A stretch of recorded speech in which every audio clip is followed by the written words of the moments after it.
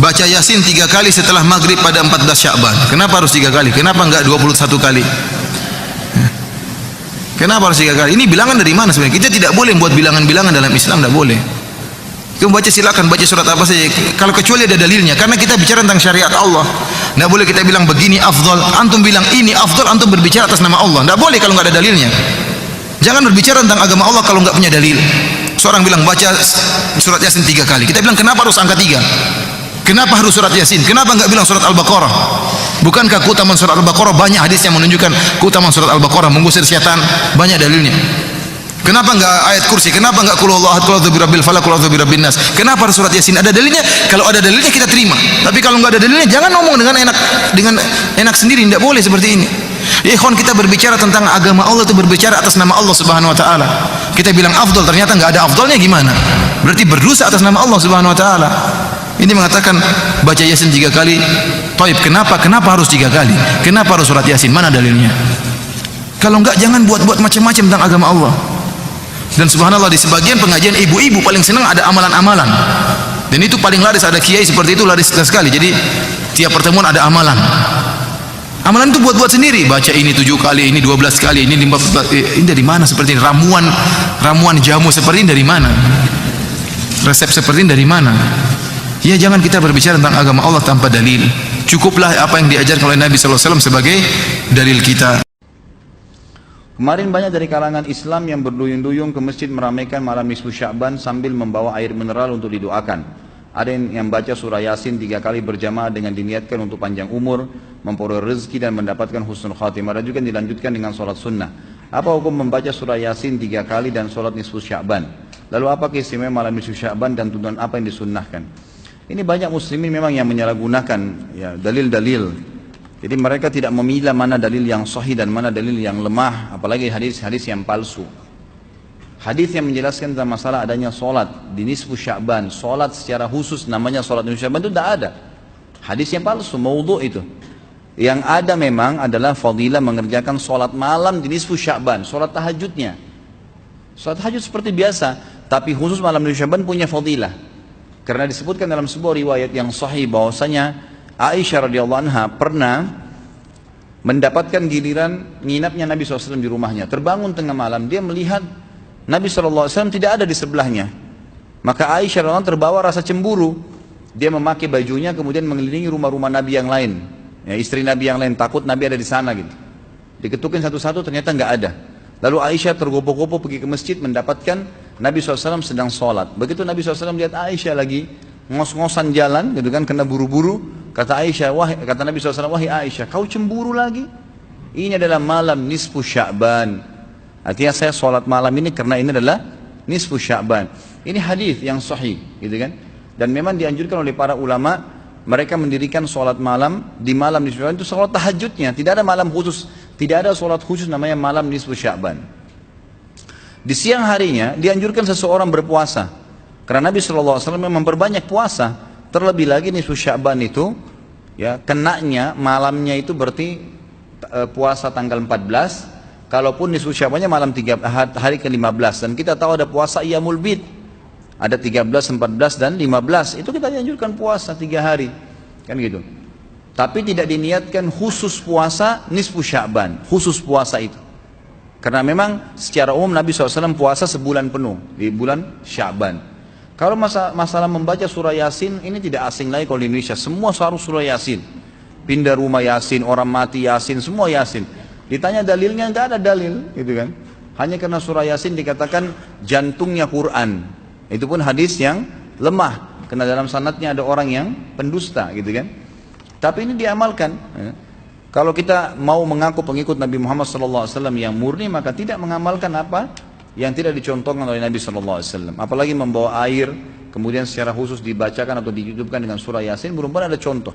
Belum pernah ada contoh. Allahu a'lam. Saya tidak menyalahkan ya. Yang mau kerjakan itu silahkan, itu hak dia.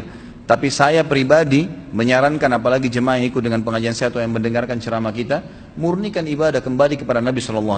Nabi SAW tidak menghembuskan nafas terakhir kecuali sudah mengajarkan semua yang kita butuhkan. Jadi tidak perlu ditambah. Kalau kita tambah seperti kita sedang mengatakan, maaf Rasulullah, saya lebih faham daripada anda. Nabi nggak pernah baca Yasin 3 kali di malam nisfu Sya'ban, nggak apa-apa kan, bagus. Loh, Nabi mau nggak pernah lakukan. Nabi yang nerima dari langit wahyu, nggak pernah lakukan, nggak apa-apa. Berarti sama saja Anda bilang, maaf Rasulullah saya lebih ngerti. Kan itu. Ini keliru, nggak boleh. Kan itu. Jangan tambah-tambah agama, biarkan dalam keadaan murni. Sedangkan murni saya sudah banyak sekali yang kita bengkalaikan, apalagi kalau ditambah-tambah. Gitu. Dari media sosial ya, yang katanya dari Sabati dari Jakarta. Assalamualaikum warahmatullahi wabarakatuh ya. Semoga Allah senantiasa menjaga ya dan juga kesehatan Bu ya. Yang ingin ditanyakan adalah bagaimana hukumnya Bu ya, ketika malam nisfu Sya'ban kita membaca surat Yasin 3 kali dan lain-lainnya, kemudian waktu Isya awal ini jadi mundur ya. Waktu Isya awal ini jadi mundur, bagaimana hukumnya?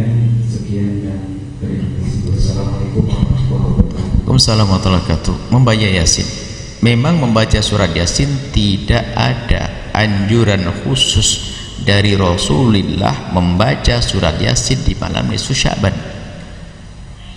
Akan tapi ijtihad para ulama tentang surat Yasin yang dikatakan qalbul Quran dan sebagainya, itu masuk bab baru, yaitu tawassul dengan amal soleh. Yang diajarkan Nabi adalah kalau kita punya hajat, maka lakukan amal baik, apakah membaca Al-Quran, sedekah, setelah itu apa? Minta kepada Allah. Maka cara meninjau dari sisi syariatnya, membaca Yasin kemudian berdoa, itu sah. Bukan saja di malam nisfu Sya'ban. Jadi kita punya hajat. Yang pertama adalah agar dikuatkan iman, yang kedua adalah rizki, yang ketiga adalah panjang umur misalnya, itu sah. Bahkan bukan saja Yasin, kalau perlu Quran penuh pun boleh, 130 juz sah, karena itu bab tawassul, minta kepada Allah dengan amal soleh, sah, boleh membaca Yasin, bagus. Yasin, lu kenapa kok Yasin? Familiar, sudah umum. Kalau surat Al-Baqarah diam yang lain. Yasin lancar jaya, kan begitu. Ada orang haram Yasin, jangan gampang mengatakan haram. Dari mana mengatakan haram? Jelaskan, kita bisa dijelaskan secara syariahnya. Jadi itu judulnya. Memang tidak ada apa dalil dari Nabi, nggak ada. Nabi memang tidak merintahkan membaca Yasin di malam nisfu Sya'ban. Akan tapi Nabi mengajarkan kisah dalam riwayat Imam Bukhari tentang 3 orang yang terperangkap dalam gua, kemudian ingin keluar dari gua, nggak bisa, lalu mereka menyebut kebaikannya. Maka dikatakan pada ulama, ini namanya tawassul dengan amal soleh. Maka kalau anda punya hajat apapun, anda boleh membaca Al-Quran, surat Yasin atau yang lainnya. Setelah itu, ya Allah, berkat bacaanku ini Allah kabulkan hajatku, itu sah ya, itu sah. Minta kepada Allah, berkat bacaanku kabulkan, boleh membaca Yasin. Adapun masalah tertundanya sholat Isya, nggak ada masalah. Bahkan ditemukan Nabi pernah melakukan sholat Isya agak malam, jadi nggak apa-apa. Tapi yang penting adalah azan itu hendaknya di awal waktu. Maka ini ilmu azan bagi siapapun tukang azan. Kalau anda tukang azan yang mendapatkan gaji dari masjid, kalau azan anda terlambat tidak di awal waktu, gaji anda haram. Sebab tukang azan itu punya tugas yuraqibul waqt, memperhatikan waktu. Sebab waktu masjid ini menaranya ada mikrofonnya, menaranya untuk azan itu ditunggu oleh orang yang ada di kiri kanan, bukan yang di dalam masjid saja. Coba kalau anda terlambat azannya 1 jam, anda menyiksa orang yang dia itu mau pergi sama suaminya, mau berobat, nunggu bang mau sholat dulu, azan kita langsung sholat. Tak taunya anda terlambat setengah jam, 1 jam, anda nyiksa, anda zalim. Jangan sampai tepat azan hanya bulan puasa saja waktu maghrib. Pasti tepat itu. Tidak, yang lain nggak boleh. Cuman sekarang fikih ini nggak pernah disebarkan. Kita perlu fikih adzan. Tukang adzan yang mendapatkan gaji, kalau terlambat adzannya haram gajinya. Sebab paling inti dari tukang adzan mendapatkan gaji adalah adzan tepat waktu. Kemudian jika adzannya sudah tidak di awal waktu, jangan diangkat di menara, adzan di dalam. Maka dalam sholat memang kita sunahkan adzan bagi kaum pria. Biarpun kita sholat sendiri atau sholat berduaan, adzan di dalam sholat itu sunnah. Tapi ingat, untuk masjid kalau sudah terlambat tidak di awal waktu, jangan ditaruh di menara, jangan diangkat ke atas. Coba zuhur jam 12, asar jam 3, Tahu-tahunya ada suara adzan jam 12. Ada orang melakukan sholat zuhur, ya enggak? Ada di masjid adanya jam 2, yang sudah sholat jam 1 tadi ngira ini asar, sudah masuk asar, kan begitu, bikin masalah. Makanya ini masalah adzan, ilmu adzan harus dijelaskan. Kalau anda tukang adzan, kadang-kadang dari sawah atau dari toko langsung asar jam 5 megang mic, Allahu Akbar. Orang kira maghrib sudah jam 5 itu, Pak. Ini masalah adzannya ya. Adapun masalah sholat bisa ditunda maju mundur, khususnya misalnya jika ada majelis taklim, anda jangan terlalu keras. Masalah sholat awal waktu, malah riwayat yang benar as-sholatu li waqtiha, sholat pada waktunya, bukan masalah awal waktiha, sholat di waktiha. Memang awal waktu bara'atul dhimmah, ingin terbebas dari kewajiban, iya kalau bisa. Dalam fikih kita adalah namanya waktul afdal, ada waktul fadilah. Waktu paling utama adalah setelah adzan, kemudian kita ngambil air wudhu, menutup aurat, langsung sholat sunnah, melakukan sholat, itu waktul fadilah, iya. Akan tapi jika ada hajat boleh mundur, termasuk diantaranya jika kita mengadakan pengajian habis maghrib memanjang, kemudian waktu adzan masuk, kumandangkan adzan, majelis dilanjutkan lagi, nggak apa-apa, nggak ada masalah. Sya'ban bulan beramal. Kalau siangnya puasa, malamnya apa yang dilakukan? Baik, kita tanya dalil dia. Maka para ulama-ulama salaf dulu, bahkan sejak zaman Nabi SAW, bahkan Nabi melakukannya, sahabat mengerjakannya, tabi'in menunaikannya, ulama menggarisbawahinya. Apa yang dilakukan? Mereka menghidupkan malam-malam Sya'ban dengan ibadah. Malam-malam Sya'ban, apalagi kalau sudah masuk ke pertengahannya sampai akhirnya, karena mereka merasa waktunya sudah mau berakhir, mereka hidupkan terus pertengahannya, akhirnya dan seterusnya. Tapi apa amalannya? Setidaknya ada 3 amalan untuk di malam-malam Sya'ban. Boleh dimulai dari malam ini, silahkan ya. Kita saling mengingatkan ya, boleh silahkan ya, untuk kabari yang lain ya. 1, sholat, memperbanyak sholat. 2, berinteraksi dengan Al-Quran, tilawah Al-Quran, mau baca, mau pahami kan, mau menghafal, merajaah, mengulang, silahkan. 3, memperbanyak doa dan istighfar. Memperbanyak doa dan istighfar. 1, salat. 2, memperbanyak interaksi dengan Al-Quran. 3, memperbanyak doa dan istighfar. Salatnya ada 3 jenis yang bisa dikerjakan. 1, qiyamul lail. Qiyamul lail. 2, tahajud. 3, witir. Qiyamul lail, tahajud, witir. Baik, kalau secara bahasa, qiyamul lail itu semua salat yang dikerjakan di malam hari. Salat pada malam hari. Tapi kalau spesifik istilah fiqih, qiyamul lail itu adalah salat yang dikerjakan pasca salat isya dan sunnahnya, tanpa diawali dengan tidur terlebih dahulu. Jadi untuk membedakan dengan tahajud. Kalau qiyamul lail, Anda sudah salat isya, kemudian salat sunnah, lalu Anda salat di situ 2 rakaat, 4 rakaat, 6 rakaat, tutup dengan witir 1 rakaat atau 3 rakaat. Itu disebut dengan qiyamul lail. Di luar bulan Sya'ban, umumnya salat ini dikerjakan bagi orang yang belum tentu bangun di malam hari. Karena terlampau lelah misalnya, diduga tidak bisa bangun malam, maka dia salat terlebih dahulu sebelum tidur, tutup dengan witir sebelum tidur. Jelas ya? Tapi di bulan Sya'ban tidak harus menunggu itu. Ya, silahkan, nggak apa-apa. Begitu selesai isya, salat sunnahnya, menjelang tidur Anda salat dulu 2 rakaat, 4 rakaat, kan? 6 rakaat, kemudian witir, dan boleh malamnya tahajud lagi setelah Anda tidur, silahkan, nggak ada masalah ya. Nah, dalam konteks qiyamul lail ini ya, isyarat di Qur'annya jangan mempersulit, mudahkan. Bahkan bacaan-bacaannya pilih yang paling mudah ya. Quran surah ke-73 ayat 20, faqra'u ma tayassara minal Qur'an. Silakan baca yang mudah-mudah, ringan-ringan dari Al-Qur'an. Silakan. Ya. Dan ringan itu bisa relatif ya. Ringannya Nabi itu 100 ayat Al-Baqarah. Ringan itu ya. Masya Allah. Antum ya demikian. Qul huwallah ya. Kemudian An-Nas rakaat kedua. Hari keduanya tambah lagi Ad-Duha, setelahnya Alam Nashrah. Naik lagi. Ya. Jadi kalau bisa begini, saran saya, hidupkan di keluarga. Dengan anak-anak boleh kok jamaah. Boleh untuk memberikan bimbingan, boleh ya, tahajud atau qiyamul lail berjamaah untuk memberikan bimbingan itu sah.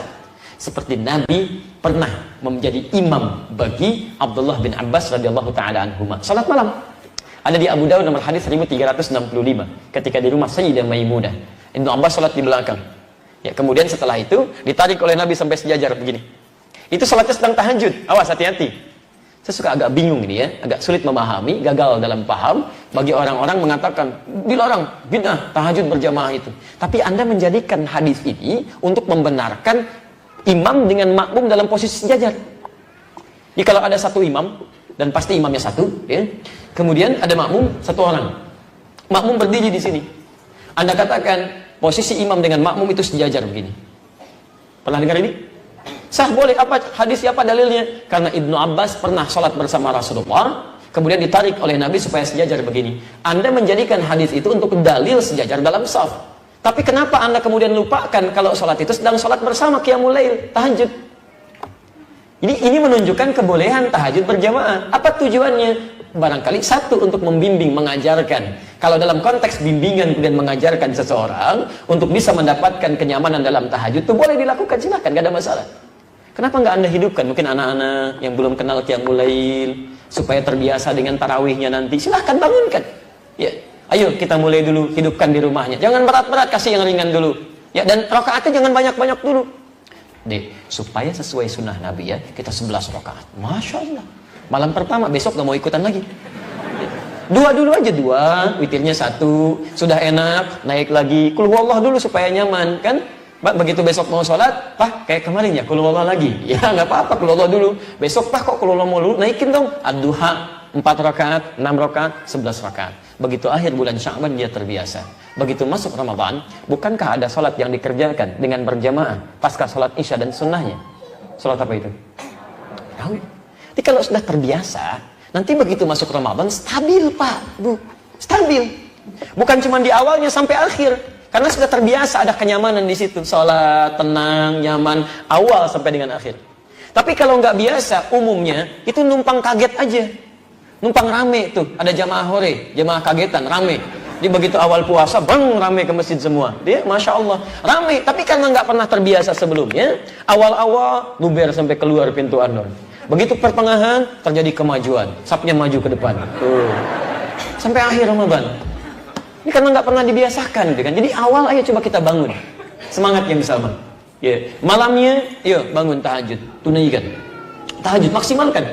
Jadi kalau sudah enak seperti itu, Masya Allah.